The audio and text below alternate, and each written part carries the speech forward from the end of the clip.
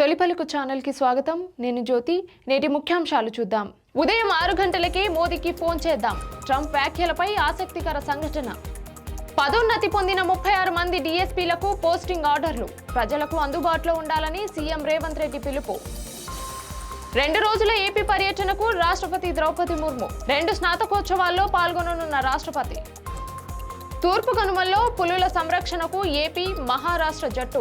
2 ఆడపులుల తరలింపుకు సహకారం. హుస్నాబాద్లో ఎఫ్ఐఆర్ ప్రక్రియ పరిశీలించిన మంత్రి పొన్నం ప్రభాకర్. సిగాచి బాధితులకు 1 కోటి పరిహారం ఇవ్వాలి. సీఎం మాట నిలబెట్టుకోవాలని బీఆర్ఎస్ డిమాండ్.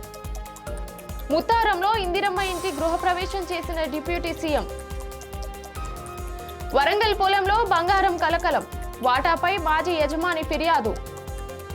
మంత్రి కొండా సురేఖ ఇంటి వద్ద కార్మికుల ఆందోళన. 26,000 కనీస వేతనం డిమాండ్. ఉప ఎన్నికల్లో పోటీ చేయను రాఘవ లారెన్స్ స్పష్టీకరణ. రాజస్థాన్లో మరో పరీక్ష పేపర్ లీక్. పరీక్ష కేంద్రాల వద్ద విద్యార్థుల ఆందోళన.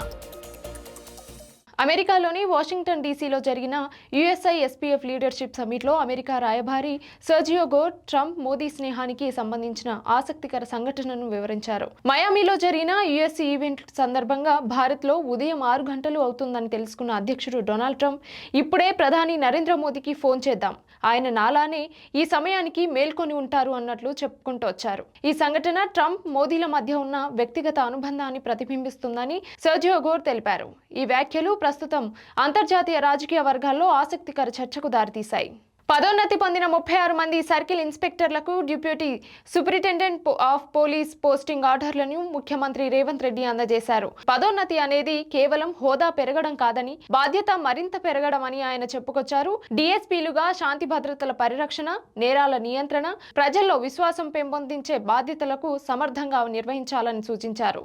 ప్రజలకు ఎల్లప్పుడూ అందుబాటులో ఉండి వారి ఫిర్యాదులను వెంటనే పరిష్కరించాలని, న్యాయబద్ధంగా పారదర్శకంగా విధులు నిర్వహించాలని పిలుపునిచ్చారు. నిజాయితీ, క్రమశిక్షణ, అంకితభావంతో పనిచేస్తూ తెలంగాణ పోలీస్ ప్రతిష్టను మరింత పెంచాలని సీఎం ఆకాంక్షించారు. ప్రజల ప్రాణాలు, ఆస్తులు, హక్కుల పరిరక్షణే పోలీసుల అత్యున్నత బాధ్యత అని స్పష్టం చేశారు. రాష్ట్రపతి ద్రౌపది ముర్ము నేటి నుంచి 2 రోజుల పాటు ఆంధ్రప్రదేశ్లో పర్యటించనున్నారు. ఈ సందర్భంగా విజయనగరంలోని సెంట్రల్ ట్రైబల్ యూనివర్సిటీ తొలి స్నాతకోత్సవంలో ముఖ్య అతిథిగా పాల్గొని విద్యార్థులకు పట్టాలు ప్రదానం చేయనున్నారు.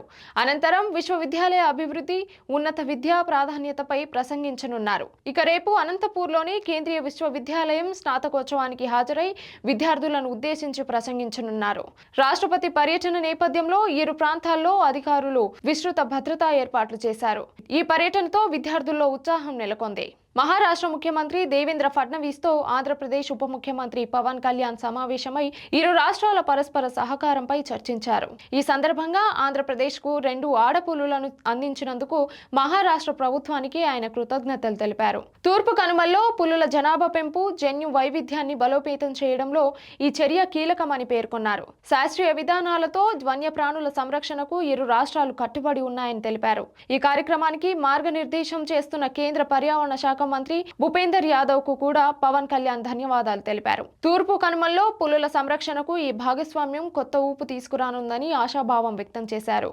హుస్నాబాద్ పట్టణంలోని 18వ వార్డులో కొనసాగుతున్న ప్రత్యేక ఓటరు జాబితా సవరణ ప్రక్రియను మంత్రి పొన్నం ప్రభాకర్ పరిశీలించారు. ఈ సందర్భంగా బిఎల్ఓలు, బిఎల్ఏలతో మాట్లాడిన మంత్రి ఇంటింటికి వెళ్లి అర్హులైన ప్రతి ఓటరు వివరాలను నమోదు చేయాలని సూచించారు.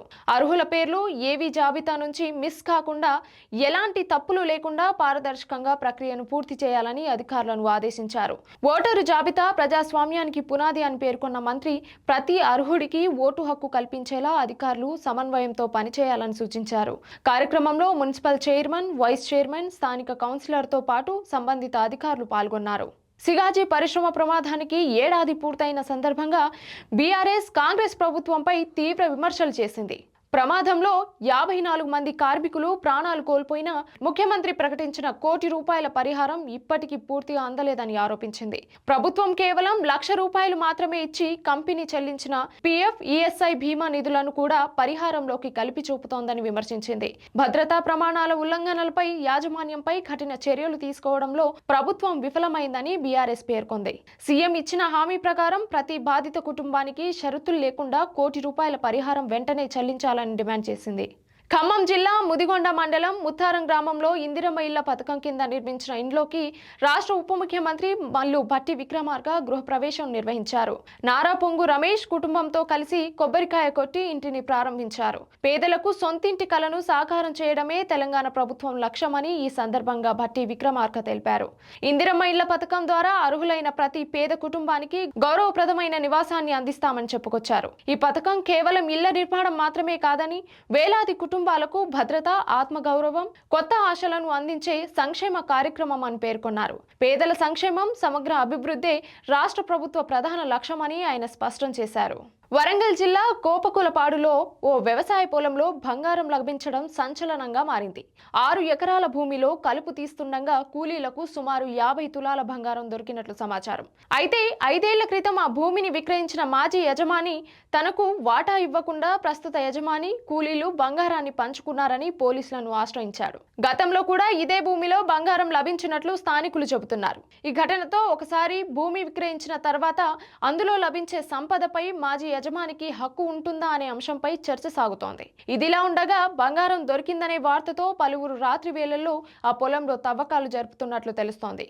వరంగల్లో మంత్రి కొండా సురేఖ నివాసం వద్ద మున్సిపల్ కార్మికులు భారీగా నిరసన చేపట్టారు. Municipal workers and employees union ఆధ్వర్యంలో నిర్వహించిన ర్యాలీలో పాల్గొన్న కార్మికులు కనీస వేతనాన్ని నెలకు 26,000గా అమలు చేయాలని డిమాండ్ చేశారు. ఈ సందర్భంగా పోలీసులు ఏర్పాటు చేసిన బారికేడ్లను తోసుకుంటూ మంత్రి నివాసం గేటు వరకు చేరుకొని ఆందోళన చేశారు. భారీగా మోహరించిన పోలీసులు పరిస్థితిని అదుపులోకి తీసుకొచ్చారు. తమ డిమాండ్లను ప్రభుత్వం వెంటనే నెరవేర్చాలని కార్మికులు హెచ్చరిస్తున్నారు.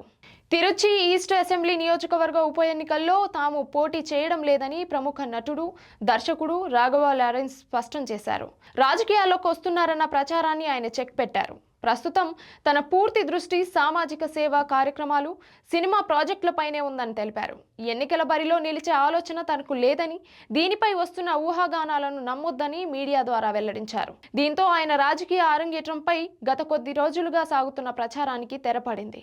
రాజస్థాన్లో ఆర్పీఎంసీ పారామెడికల్ కౌన్సిల్ పరీక్ష పేపర్ లీక్ వ్యవహారం కలకలం రేపింది. జైపూర్లోని పలు పరీక్షా కేంద్రాల వద్ద విద్యార్థులు ఆందోళనకు దిగారు. ప్రభాదేవి మెమోరియల్ పరీక్షా కేంద్రంలో ప్రశ్నపత్రాలు పంపిణీలో అవకతవకలు చోటు చేసుకున్నాయని, టెంట్లలో పరీక్షలు నిర్వహించారని విద్యార్థులు ఆరోపించారు. ఈ కేసులో పీడీఎం కాలేజీ వ్యవస్థాపకుడు దేవకృష్ణ మాండివాల్ను ప్రధాన సూత్రధారిగా పోలీసులు గుర్తించారు. కాలేజీ నిర్వాహకుడు, అతని మేనల్లుడితో సహా 4గురిని అరెస్ట్ చేసి దర్యాప్తు కొనసాగిస్తున్నారు. పరీక్షల నిర్వహణలో జరిగిన లోపాలపై తీవ్ర విమర్శలు వ్యక్తమవుతున్నాయి. ఇదే వాల్టి బులెటిన్ అప్డేట్స్. మరొక బులెటిన్తో మళ్ళీ కలుద్దాం. చూస్తూనే ఉండండి తొలి పలుకు న్యూస్.